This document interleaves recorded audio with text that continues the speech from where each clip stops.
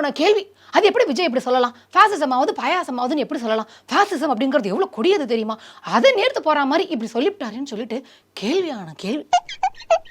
அப்போ மாட்டுக்கறி சாப்பிடுறாங்கன்னு சொல்லி இந்துத்துவா கும்பல் அடிச்சு கொல்றாங்களே, அது ஃபாசிசம் தானே? இல்லம்மா, கௌரி லங்கேஷ்னு ஒரு எழுத்தாளர் இருந்தாங்க, அவங்கள இந்துத்துவா கும்பல் சுட்டு கொன்னாங்களே, அது ஃபாசிசம் தானே? சேச்சே இல்ல, நோ.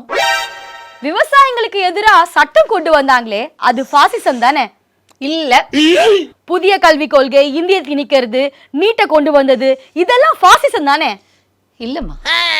முஸ்லிம்களோட வீட எரிக்கிறது, அவங்களை ஹிஜாப் போடக்கூடாதுன்னு சொல்றது, இதெல்லாம் ஃபாசிசம் தானே? நோ. சிஏஏ சட்டம் கொண்டு வந்து இலங்கை தமிழர்களுக்கு குடியுரிமை இல்லைன்னு சொன்னது ஃபாசிசம் தானே? இல்லவே இல்லம்மா. அப்போ விஜய் பொறுத்த வரைக்கும் எதுதான் ஃபாசிசம்? ஸ்பீச்சை எழுதி கொடுத்தவாளுக்கே தெரியாது, விஜய்க்கு எப்படி தெரியும்? எனக்கு ஒரு மயில் தெரியாதுல எனக்கு.